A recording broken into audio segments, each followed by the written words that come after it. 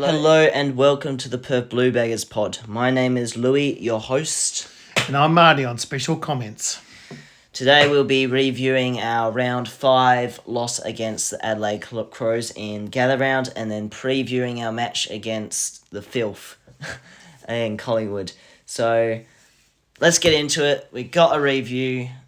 What did you make of that game? It was a little bit different to what we've experienced in the first 5 rounds before it. Well, I remember a couple of weeks ago against Richmond, you said we won, but it felt like a loss. I won't say it felt like a win, because it wasn't, but it didn't feel as bad as some of the other losses. Fair.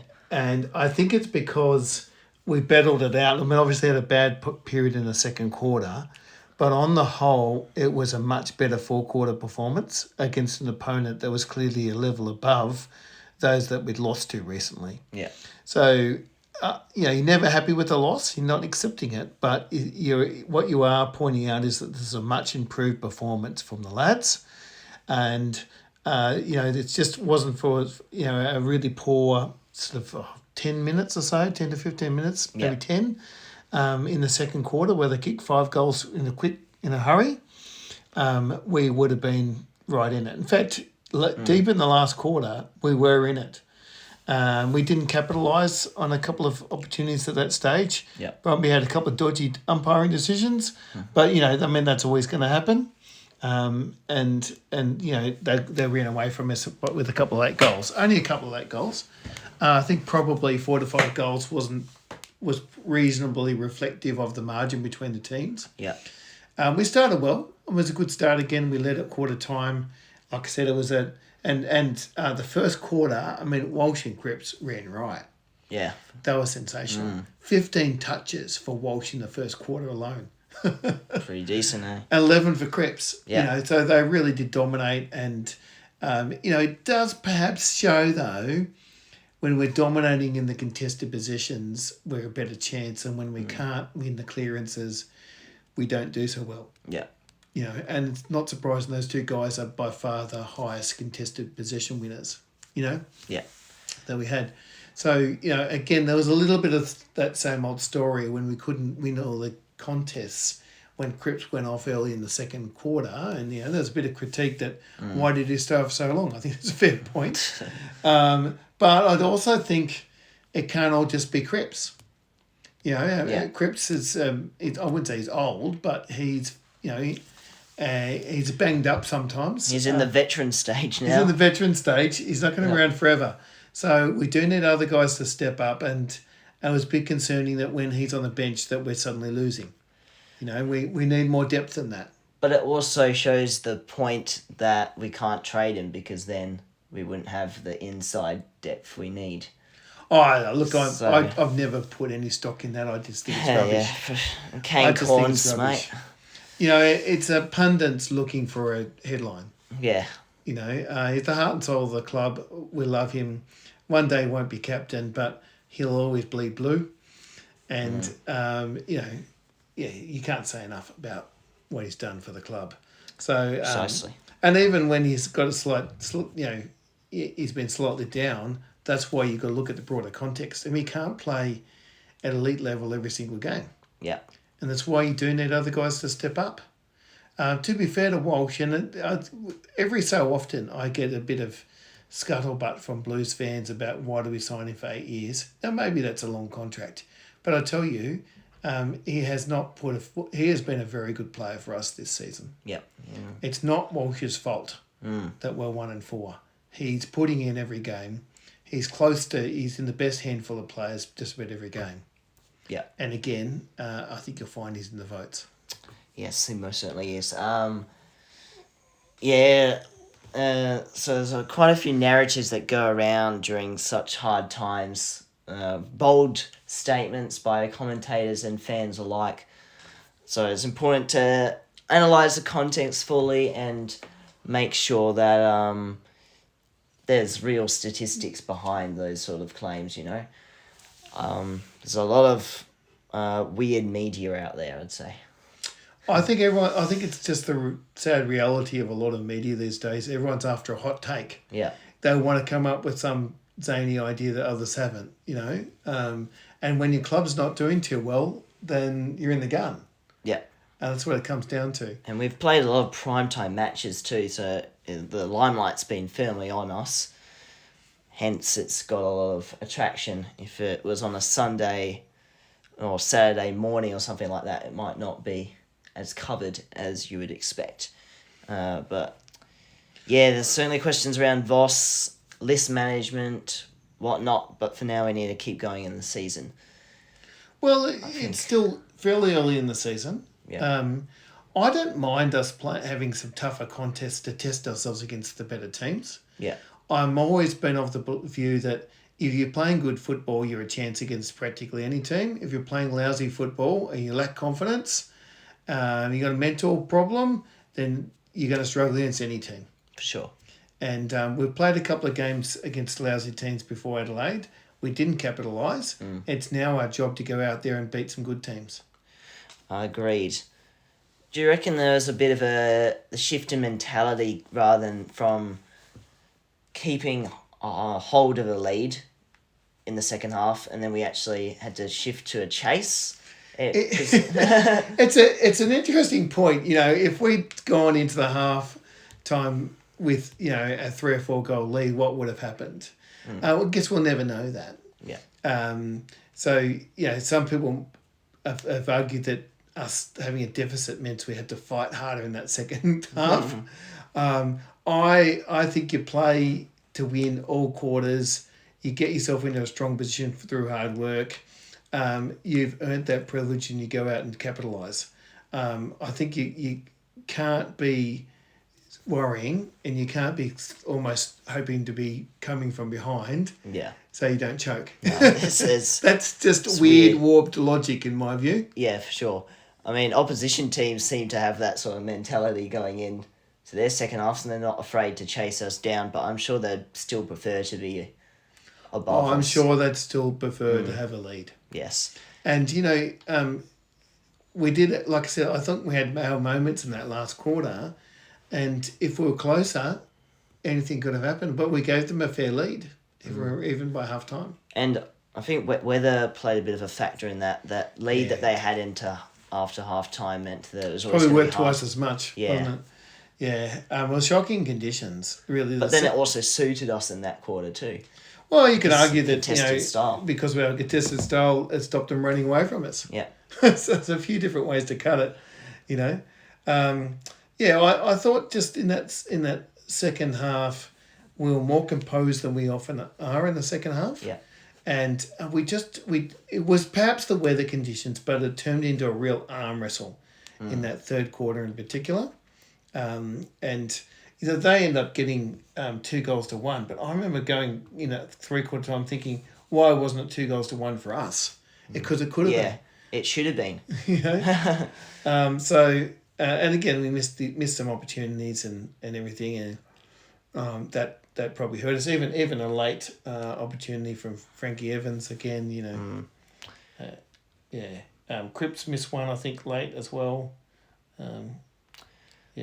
So there's quite a lot of things to think about in hindsight, really. But yeah, they missed a few as well, didn't they? Yeah. No, they certainly kept us in it for a bit longer than expected. Anything else you have to add? Oh, look, I think we've probably covered a few things. They're not in my votes, but I thought early liveliness from Ainsworth and McGovern was good. I still think McGovern's showing a bit of potential. In seasons like this, I've had too many of them, where you're well outside the 8, you're looking for, where's some bright spots. We'll come to some of the votes lately, but they're 2 guys, Ainsworth and McGovern, who were in the... Newman didn't quite make my votes, but I thought he had a pretty composed game again, and he was pretty good. Yeah, so there was various players I think showed a bit. Yeah. Fair. So that's a good segue into our votes. So let's get into that. All right. Well, mine are Walsh first up. I think he was BOG again. He really set the tone early and dominated early. Ended up with game high together with Cripps touches for us. But it wasn't just that. He was also, I think it was, you got the exact stats there. I think it was 8 tackles as well. Yep. And he also led the team in intercepts as well. Yep. What does that tell you? They're telling you that they're not just easy touches. He's getting into holes, he's getting into gaps, he's getting back. He's making a difference. If you're intercepting the ball 8 times, you're helping stop the flood too. Yeah. And his running is crucial because he runs and runs and runs, and that extra number at the ball that he brings is really helpful. Yeah, for sure. That gut running of his. So, I think he really led the way, and for me, he was the best player. Yeah, okay. Walsh made it for me. Not 5 votes. I gave Cripper 5 votes. So he had 29 disposals, 9 tackles, 16 contested possessions, 10 score involvements, 30 pressure acts, 7 clearances, 4 inside 50s, 11 ground balls, and 5 score launches. Score launches are probably one of his best statistics there. Means the direct sort of involvement in scoring chains. And then I think because he was missing in that second quarter, it just showed how much we He is relied very on him. important. He is very important. I had him in my votes, but he was only with the one. Look, the only thing, and it's not a dig because he did have a very good game, but I think his efficiency or effectiveness with the ball wasn't quite as strong as some of the other players. And so he does get a lot of contested possessions, which is impressive, but often it's, they're not this last game, they weren't quite as effective as I would have liked. I think his efficiency was about 62 and some of the others, Walsh's was 79. So, there's a bit of a difference there in how effective they were. And unfortunately, he's again, missed out in front of goal as well. He still had 10 score involvements and 5 score launches. So, Yeah. He was effective on the scoreboard, maybe, but I kind of let him off because, it's a wetter game. It is tough. And the very fact that he's got so many contested positions, he's led the team in contested positions. They're hard positions to get, and you're not going to have the same efficiency level. Yeah. So I think it was a good game from him, apart from that missed goal late. 4 votes. Well, I had one a bit unusual. I had Haynes with That's 4 votes. fair enough. And the reason is, the stats won't tell the full story. Haynes got better and better as the game went on. His last half was excellent. His third quarter was amazing. He just stopped everything coming in his tracks. He had 8 intercepts, but that doesn't tell the full story. They're mostly intercept marks. Easily 5 intercept marks. Right? Yeah, and that's a lot. Yeah. That made a material difference. We've lacked that. Obviously, a bit of trouble with Wiedering going down with concussion and poor Harry Dean with concussion and whatever else. But his ability to read the ball, I think we've been missing that. I was hoping, you'll know from our previous pods, that he'd come back into the team a little bit sooner. Yeah. And that's why. Because we needed him to do the intercept. We needed him. He's often the third man into a contest. Yeah. So I thought he was really influential, and I don't think the stats will tell you the full story. I thought the second half was excellent. He's got some pretty good stats to show it. Defenders never get recognised as much as you'd like. So 18 disposals, which is good for a defender. We said 5 intercept marks, 478 metres gained, and 6 1%ers, so 6 spoils basically.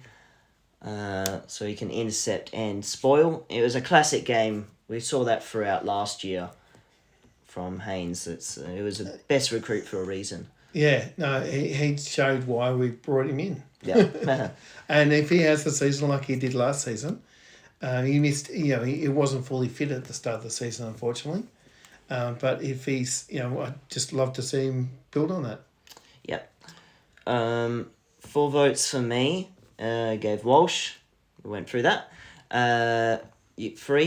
3, Pitnet.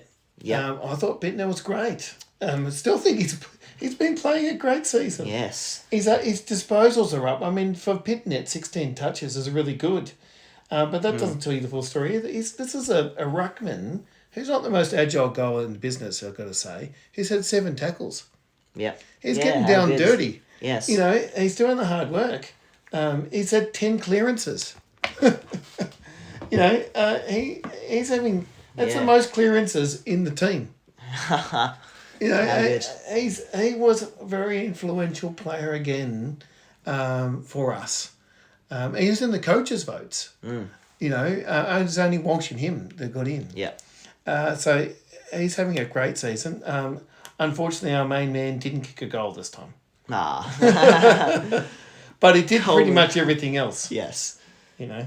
Well, yeah, it'd be like I think we've said it before. It would be a pretty bad indictment if he finishes first. I'd be in the worried. BNF. I'd be worried. But like, there wasn't much else that he didn't do. Yeah. He had a good game. Yes. You also have 33 hitouts.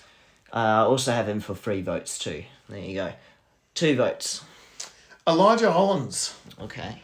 Like Elijah, stats don't tell the story again for Elijah. I didn't even compile the stats. Yeah, because he's not a big stats man, but he has the ability to impact a game.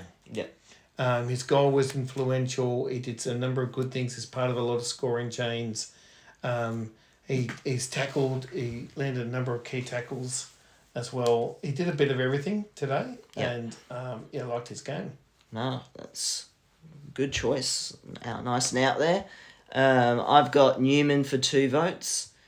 I think we remarked on his composure, a 95% disposal efficiency from his 19 disposals, 4 intercepts, 546 metres gained, and mammoth 8 rebound 50s. I'll just look this up, but I'm pretty sure it's the highest disposal efficiency in the team, and that doesn't surprise me because yes, he is. Yeah. 94% highest. He uses the footy well. Yeah. You want the ball in his hands, and I think that's part of. It might have helped us not get overrun to have Newman and Haynes back in the team. Yeah. I reckon. I know Haynes defense played is last week, looking a bit better, yeah. But he was pretty good last week and pretty good this week. Yeah. Your 1 vote. It's Cripps. Well, went to Cripps. And I did Haynes for 1 vote, so we discussed those 2. Other players of note, perhaps, or Well, I've said or a whether few. you can critique them. Florent, 25 disposals, 10 ground balls, 580 metres gained, 5 inside 50s, 5 rebound 50s, and 8 intercepts, and 4 tackles. Florent's been pretty consistent for us overall. Yes. One critique, he didn't make the votes in my eyes. I did consider it. He had 7 turnovers. Yeah. Which has been all throughout his games so far, unfortunately. I think that has been a slight problem of Ollie. He's done most of the things well, right? And you need guys to win footy in the first instance. But he's probably had a few too many clingers generally this season. Yeah. Turn the ball over. And he came in with a big rap for using the footy well, if you recall. That was the big thing on Florent, wasn't it? Yeah. That had really good disposal. So it's an area needs to tidy up a little bit. Your first call is to win the footy. Yes. So he's clearly win the footy. The fact that he's getting a lot of uncontested possessions means that he's doing a fair bit of running. Yeah. So I like that. As you say, a lot of metres gained. So he's doing those longer kicks and whatever, and moving the ball quickly. Yeah. So he's doing a lot of the other fundamentals right. He just needs to clean up that one area. Yeah, for sure. And Matt Carroll, 13 disposals, 6 intercepts, 4 score involvements, 5 ground balls, 2 goal assists, and a goal. Carroll is generally good. He does float in and out of the game a little bit. Carroll, I'd probably, and he's playing well. I'd probably just like him to see maybe a 4-quarter performance where he's in the game the whole game. Yeah. Pretty much, and then he's going to be in the votes for mine because he did pop up and do some really good things. Yes. So he's got a very good story, and it's good to see him improving week on week. Yeah. One thing I'd like to talk about... Chera wasn't too bad either. He's Chera. another guy that I think is he on it? Yeah, haven't got him. He was pretty. I think it's 23 touches. I think he had. Yeah. yeah, it wasn't too bad. I thought, as well. I mean, I think poor old Jaggers starting to get targeted a bit now. Still did some good things, and that's the nature of being your first year player. Some of your games will be better than others. Reading into Jagger, maybe something that's been discussed within the Carlton communities is that he's not playing enough centre bounce attendances, which might be affecting the amount of disposals he's getting. Whether that's just a management thing or whether it's a different sort of that might be use. a deliberate thing just to manage him a little bit. Because if he's at a lot of the stoppages, he's going to get beaten up a bit because you've got a lot of players in that confined space, haven't you? Yeah. And I wouldn't be surprised if the opposition players scrag him, hold him, and when he does get it, jump on him pretty quick, and I wouldn't be surprised if that's a tactic. Yeah. Because you do have to think about a player like him. He's a bit slight, you've got to look after him for the longer term. You don't want him getting injured. He's already done a knee, You want him getting through the whole season. Yeah. And so I think there might be a little bit of that. Yes, I agree. One overall sort of team aspect that I found... Just on Jagger Smith, here's the third lowest percentage of time on the ground. Oh, okay. There you go. I've got to say, I mean, Hudson O'Keefe, we mentioned. Yes, so go talk about that. Why is he... I'm not trying to have a go, but he's only on the ground 32% of the time. What a waste of space. That is not giving you the value that you need. And the next lowest was 70. Yeah. So I think that's just an experiment that's gone. For mine, you just can't keep doing that. Voss is not doing himself any You favours. can't carry players, right? Yeah. And he's had 7 touches all game. He's only on the ground 32% of the time. Yeah. That just reminds me of a bit of junior football experience. The coach puts you on the bench for most of the game, and then he puts you on for the last quarter or something like that. It's not junior football, mate. So Yeah. let Hudson play a bit more in the Magoos, get a bit more footy under his belt because it's not good for the team. Yeah. I know it's a chop out for Pitto. I know it is, but find someone else who can do that. Yes, I agree. So overall team analysis, I think we had laid 80 odd tackles, which was decent. Much of better. an increase since I the think other we had weeks. one quarter last week, wasn't it? 2 tackles or something? Yeah, it was like, and then they had to improve in the second half, which they did. But 3 tackles and 1 half of footy, I think it was, or something like that. Something appalling. Yeah, so they tightened up that whether the wet weather played a factor in the ability to tackle. Might have affected things, but that was good to see for once. I think there's definitely I think overall I saw plenty of positives. He's definitely improving. The club's definitely improved. You don't want the season to slip away from you, right? We're 1-4 at the moment. We've got to get a few wins on the board, trying to get close to 50-50. I think the time's to put a few wins on the board.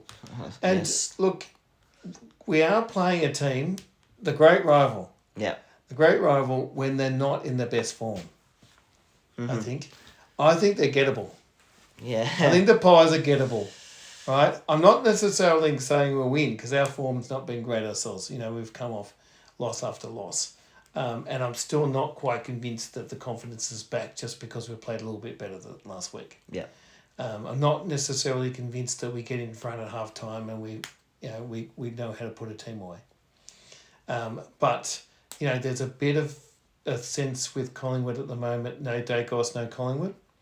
And they're a bit one-dimensional. They're getting a bit older team. They haven't got the depth that they used to have. They're gettable, but we have to play well. Yeah, we sure do. So should be licking our lips to an extent. It's the game we need. Yeah. If you're not fired up against Collingwood, Colton player.